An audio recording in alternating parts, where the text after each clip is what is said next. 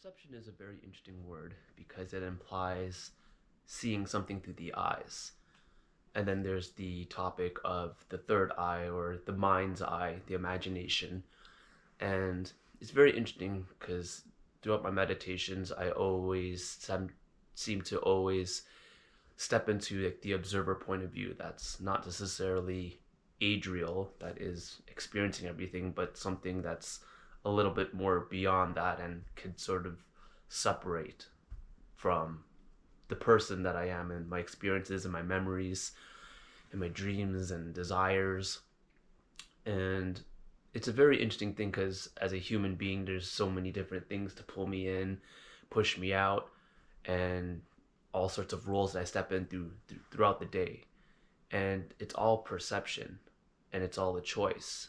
And sometimes it's more conscious, sometimes it's more unconscious and just more of second nature, so to speak, or conditioning, programming. And I think for me, it's very important to question perception and different ways we can perceive things and why do we perceive things the way we do.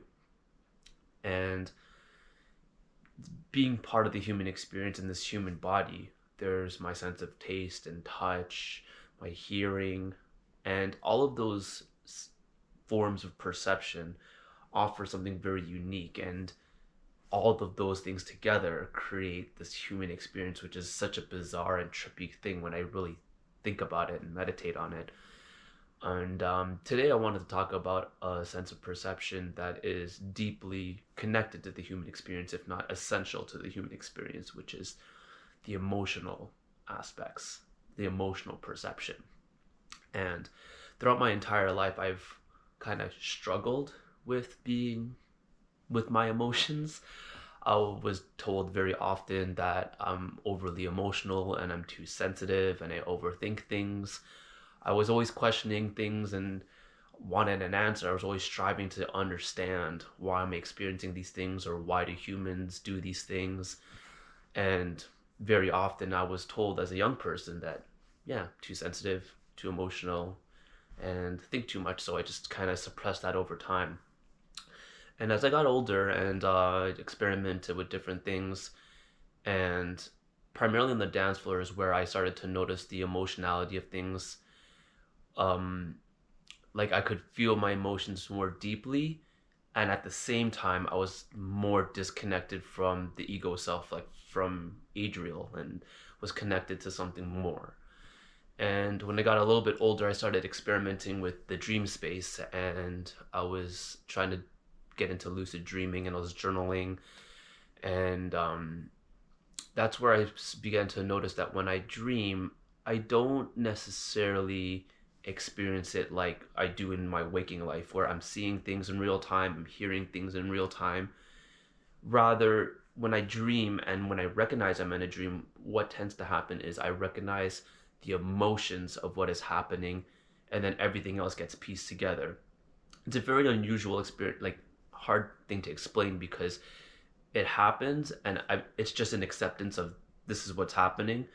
So when I'm lucid dreaming and like I feel like I'm experiencing it as a real time experience, I'm not I'm not noticing that I'm feeling the emotion first and then the pictures and the sounds and the situation comes together.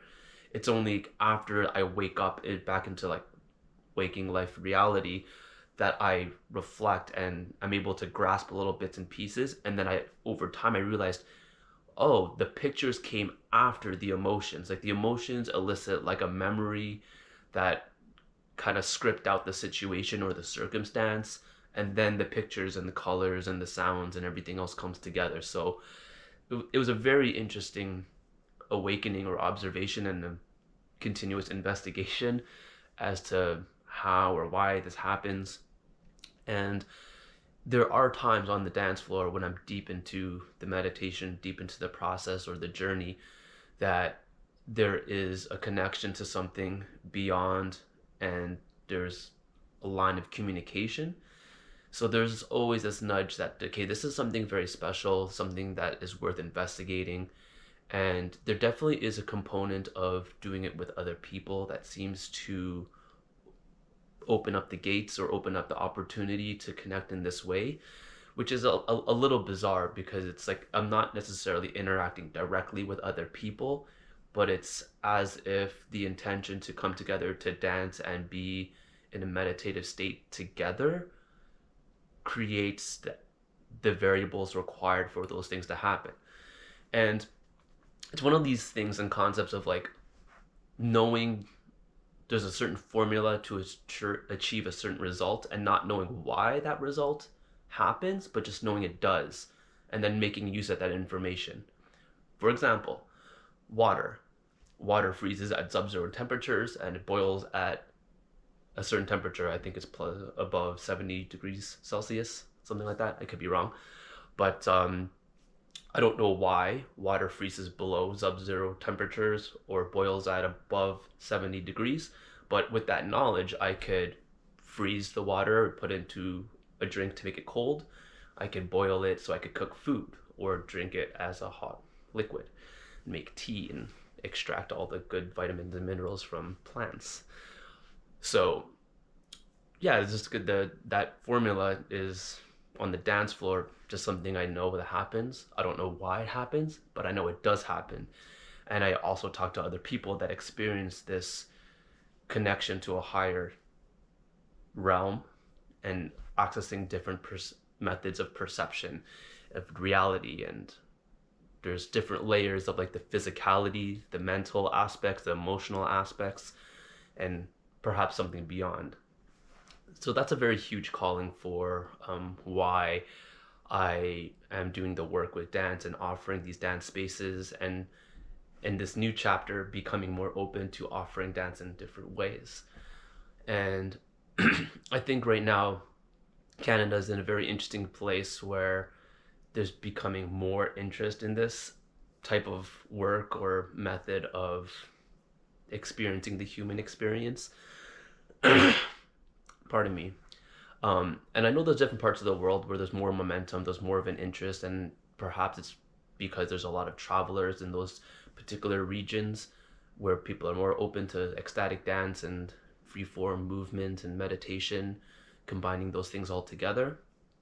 But there is definitely a lot of potential, and I'm perceiving of what's happening in the circumstance of Toronto and Canada right now, and I think there's a tremendous amount of potential.